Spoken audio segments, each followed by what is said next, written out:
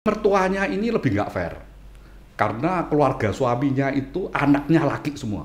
Terus? Nah, dia itu menantu yang paling tidak dikasih mertua. Itu ada Karena menantu kesayangan menantu sama yang lain itu lebih disayangi. betul, ya. betul. Mertua harus gimana kepada menantu? Selamat datang di podcast Gideon Yustianto. Silakan masuk. Sayang sih Pak Safir sama suami. Demikian kata istri-istri, ya kan? Cuman masalahnya suami kan masih tergantung ekonomi sama mamanya. Ya dulu masih anak mami, sekarang tetap anak mami, ya kan? Jadi si istri bentrok terus dengan mertua. Ya kan? Nah, kalau bentrok sama mertua karena anak ini ya masih dalam tanda kutip anak mami, belain maminya. Bentrok sama suami malahan.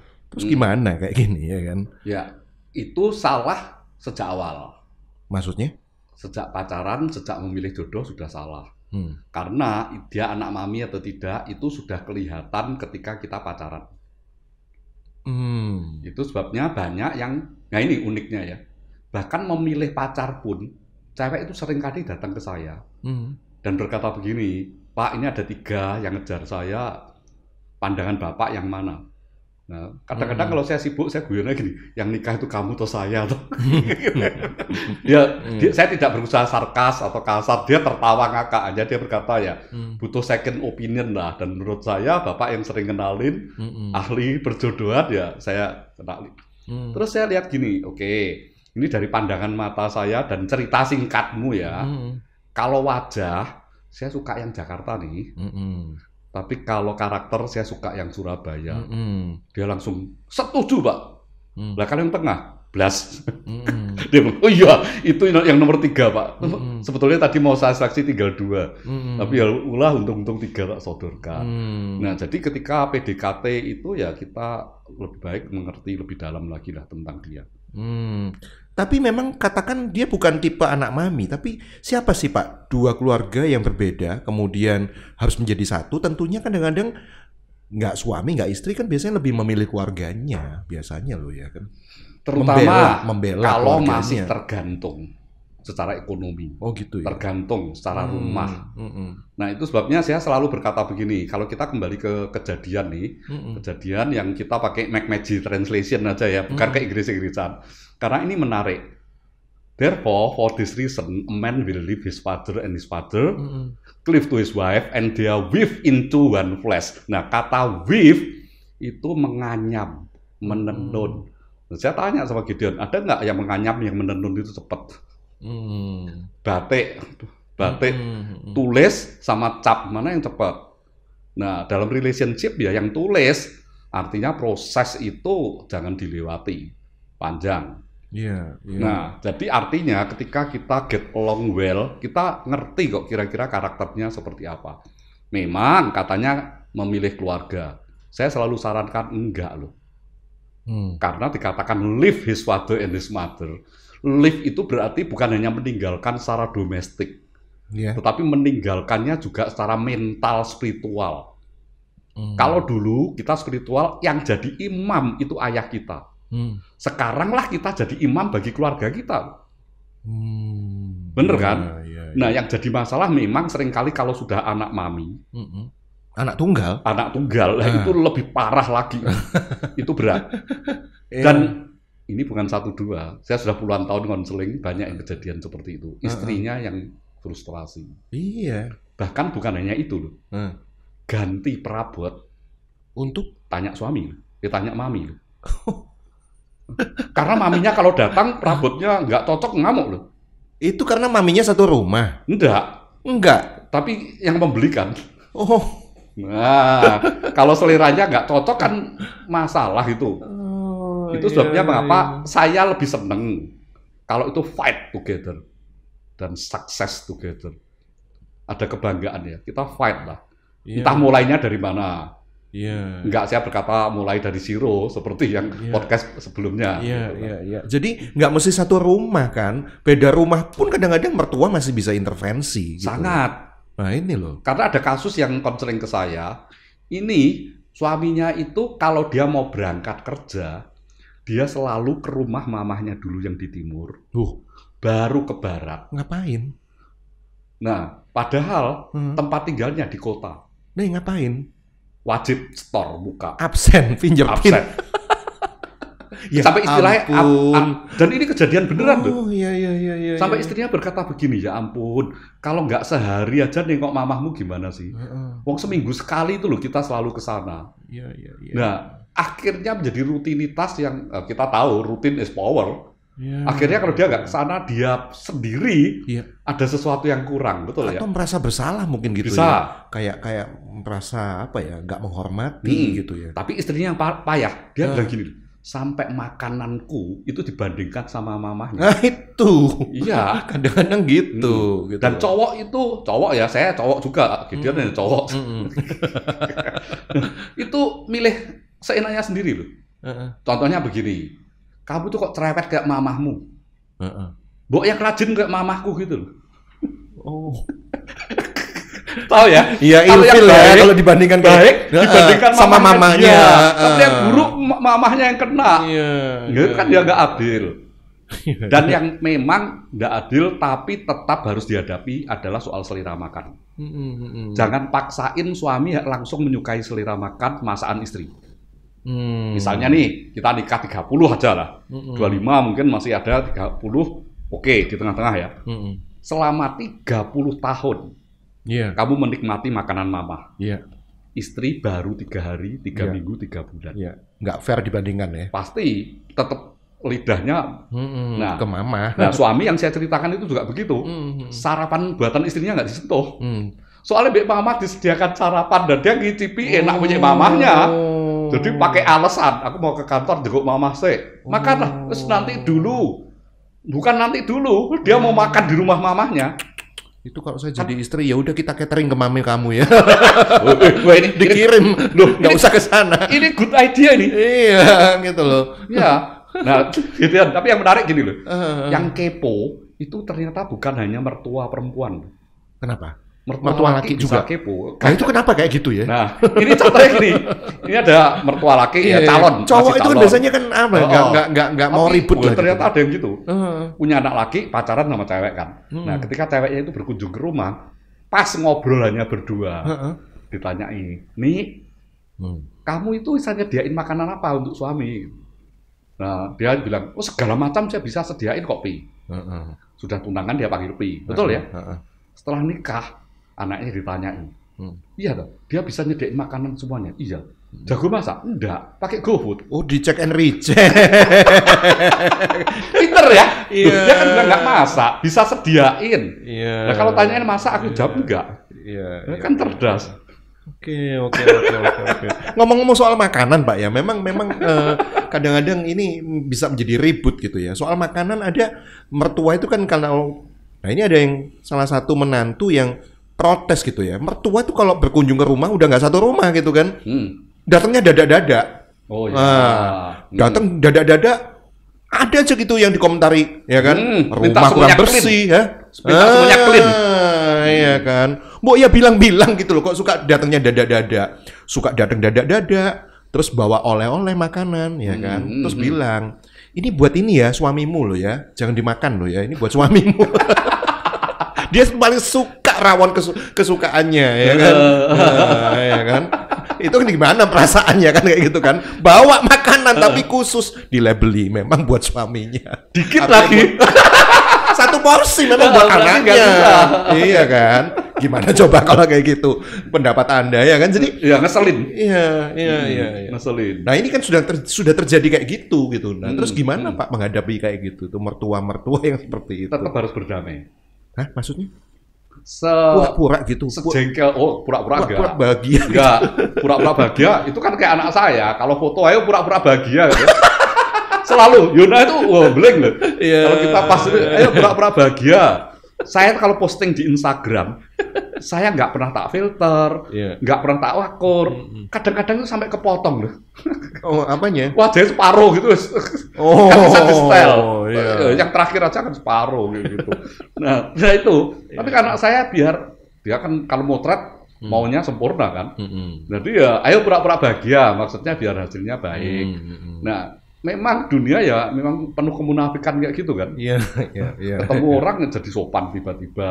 Iya. Gitu. Padahal kesehariannya ya nggak kayak begitu. Jadi gimana menghadapi mertua yang seperti itu? Nah, saya juga banyak menyelesaikan kasus yang kayak gitu.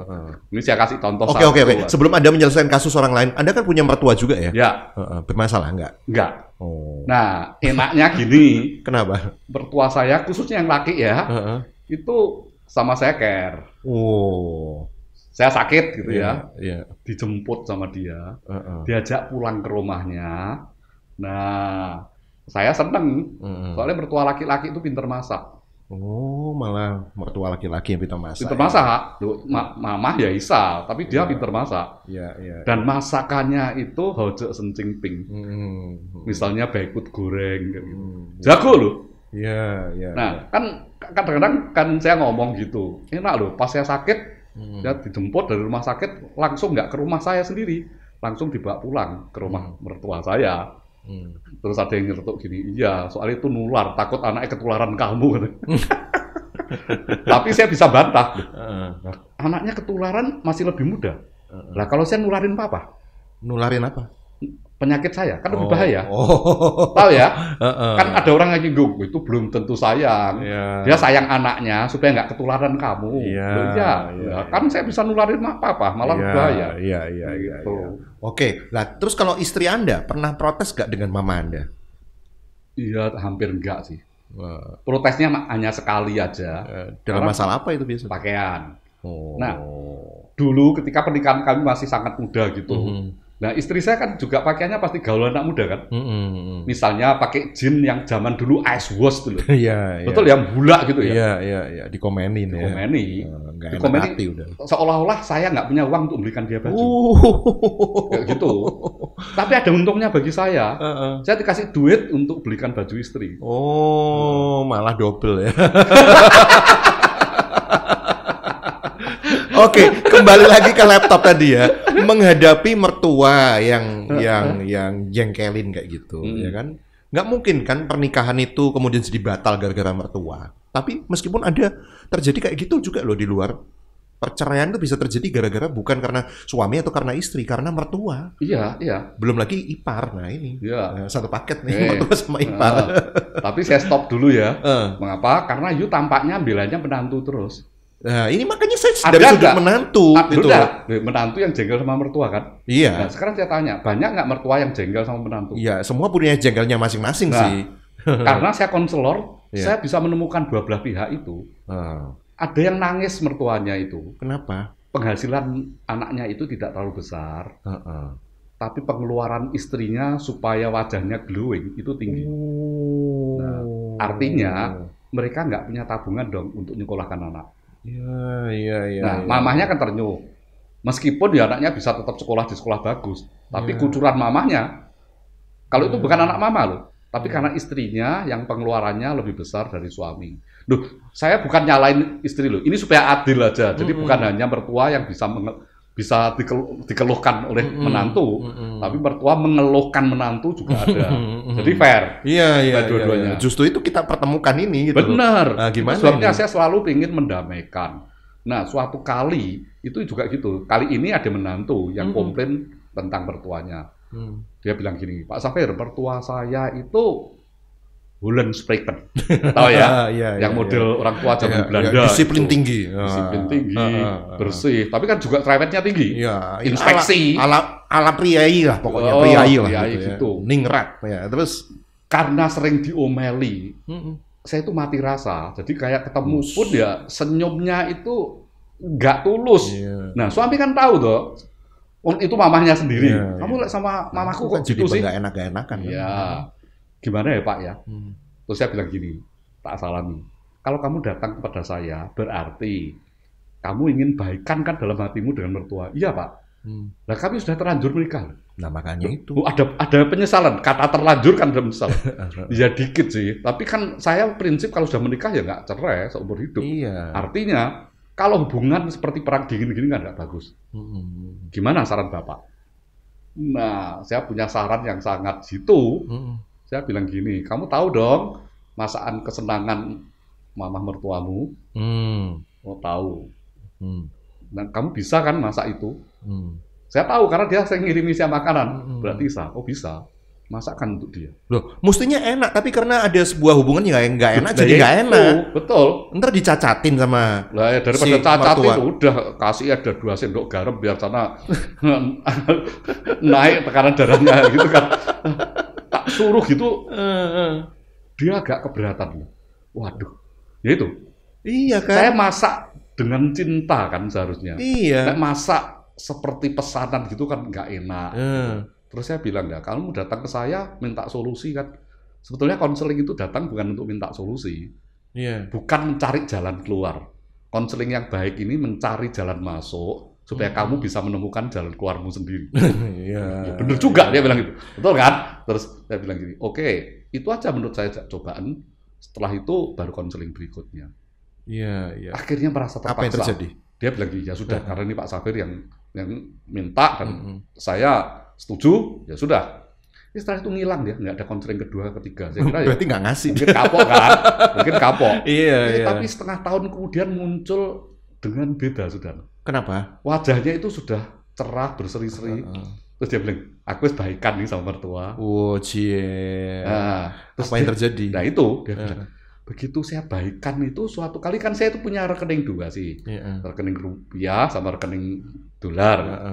Tiba-tiba rekening dolar saya itu ada transferan dari mertua. Oh. Dan jumlahnya ngagetin saya, Pak. Oh. Saya bisa liburan ke Eropa berkali-kali kalau dengan itu. Oh, jadi Terus saya nyesel bilang ya. gini, berarti UUD ya? Enggak, itu bonus lah dengan baik dengan mertua. Ternyata dia itu juga cinta saya kok. Hanya selama ini saling gengsi untuk jaga aja. Iya. Menarik ya? Iya, Jadi ternyata tidak ada yang mau mendahului. Sesimpel itu ya? Enggak sebetulnya. Hah? Karena yang susah kan mendahulunya. Iya sih. Nah, ya itu tadi loh. Simpel tapi susah. Kalau saya kirim makanan nanti kemudian dibilang nggak enak, malah saya sakit hati kan. Benar. Tapi ini kan simpel yang untuk melangkah berat. Iya. Bener iya, kan? iya. Tapi begitu itu bisa terobosan itu dijalani. Ya, kayak contoh lah, kan saya penulis ya. Orang tanya, nulis buku tuh susah ya Pak? Enggak, setelah 1 buku. Tahu ya? Dan itu penulis-penulis sering ngomong gitu. Iya, memang statnya Setelah itu ya. bertelur 1. Iya, Duh, iya. Oh, ternyata tidak sesukar yang saya bayangkan. Iya, iya, iya. Tapi skripsi rata-rata sudah enggak sih. Kenapa Kan ini kapok? saya sedang uji S2 kan. Tak tanya, enggak terus dokter. Kapok. Ini aku udah 2 kali ya, wes kapok. Angel. Kamu itu sekolah beneran, ya angel. Lek gampang ya ijazahmu belilah. Oke. Mengawali ya ini berarti kuncinya tadi. Betul. Mengawali. Dan ya. mengawalinya meskipun disakiti ya. Oh iya, mengawalinya berdarah-darah. Iya, iya. Nah, ini ada lagi yang menarik. Ini mertuanya ini lebih nggak fair. Karena keluarga suaminya itu anaknya laki semua. Terus? Nah, dia itu menantu yang paling tidak dikasih mertua. Itu ada Karena menantu kesayangan menantu sama yang lain itu lebih disayangi. Betul. Ada yang sangat disayangi, dia yang terakhir. Yang paling tidak disayangi. Nah, tapi yaitu dia langkah pertamanya itu tetap mengasihi mertuanya tanpa mengurangi standar itu. Meskipun melakukannya tidak sepenuh hati. Harus jujur dia bilang, saya melakukannya itu nggak bisa kalau saya melakukannya seperti suami. Iya, kita kan bukan malaikat ya. Oh, ya kan? Terus, tapi dia bilang gini, ketika mamah saya diranjang kematiannya, kan sudah tahu sekarat itu loh, diranjang kematiannya. Terus yang dipanggil itu saya, bukan menantu yang lain. Dan dipeluk, dia minta maaf dan berkata begini, ternyata di antara menantuku kamu yang paling baik. Karena kamu ada di saat saya sakit. Oh, mengharukan ya. Mengharukan. Dia ceritanya sambil nangis kok. Tapi dia berkata begini, artinya lega lah, pelayanan saya selesai. Ketika meninggal pun kami sudah berdamai kan. Saya nggak bawa kepahitan kepada mama, dan saya juga bisa merasakan gimana saya akhirnya dikasihi gitu dibandingkan yang lain, menantu yang lain. Artinya saya bukan jelek dong di mata mama sekarang. Iya. Meskipun awalnya melakukan kasih itu juga dengan berat hati ya, dengan ya nggak sepenuh hati. Nggak sepenuh hati ya, gitu pasti. ya. Tapi ketika ajal kematian si mertua ini gitu ya, justru mengkonfirm bahwa kamu adalah menantu yang paling baik selama ini ternyata gitu ya. Dan dia bilang, saya senang juga sedikit bangga karena itu dilihat banyak orang. Mereka ya surprise loh kok. Dan kan mereka ya tahu dong kalau tidak terlalu dekat kok ternyata bisa kayak gitu. Ya.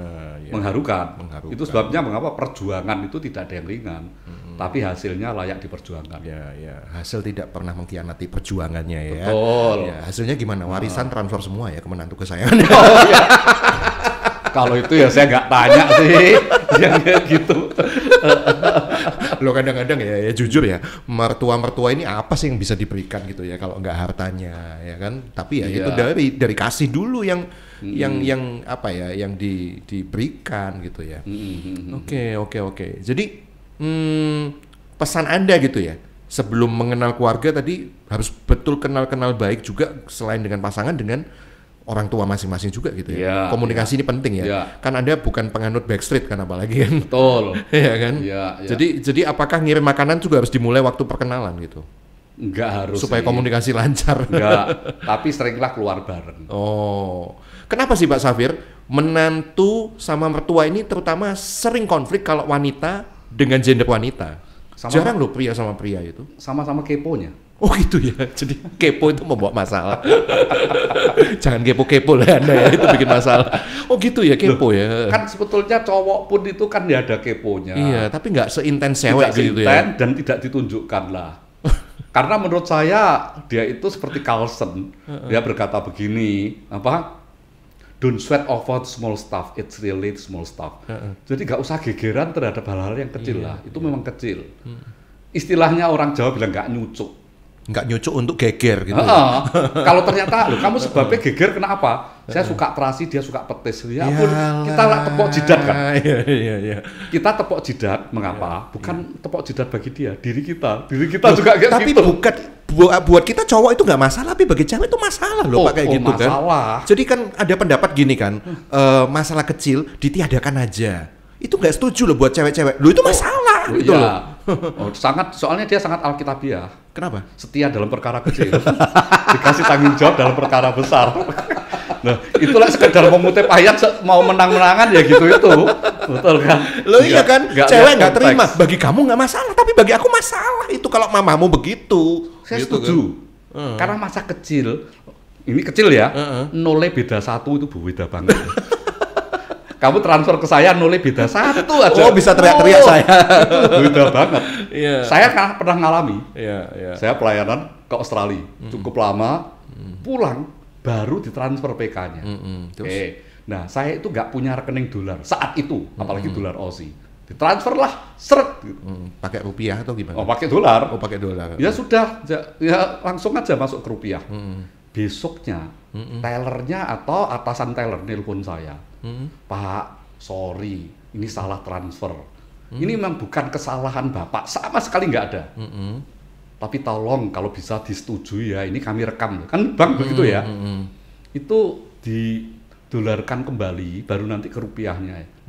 Kan sudah dirupiahkan. Masalahnya kami merupiahkannya itu pakai US dollar, Pak. Kebanyakan. Terus saya guyoni lah, saya malah cuan. Iya, Bapak cuan, Sami rugi. Dan saya yang ditegur, soalnya saya yang transfer. Ngerti ya?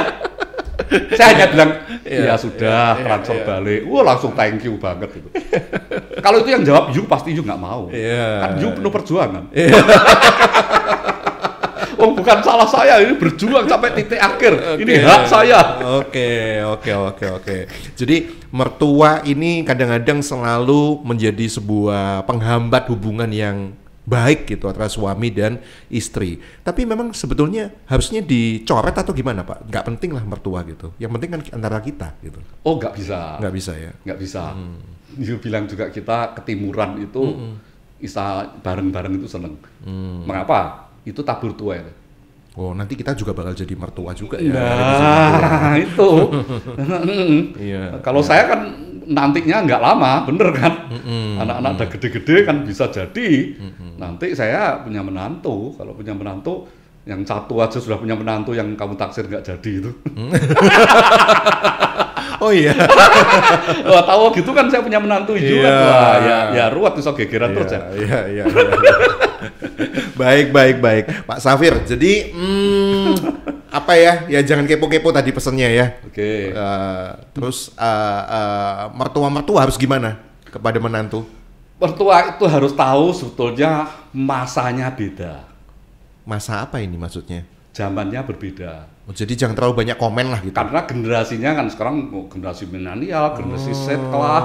Masing-masing punya style masing-masing, punya selera masing-masing. Dulu ya nih, Mami kalau masak ini dulu ya gitu. Saya itu pernah dengar ada bilang gini. Ya ampun, kamu itu loh saya kasih brio masih komplain. Mintanya Pajero. Papa dulu jalan kaki loh. Anaknya bilang gini, iya papa dulu di luar pulau lagi. Itu pakai Pajero nyemplung sawah, Pak.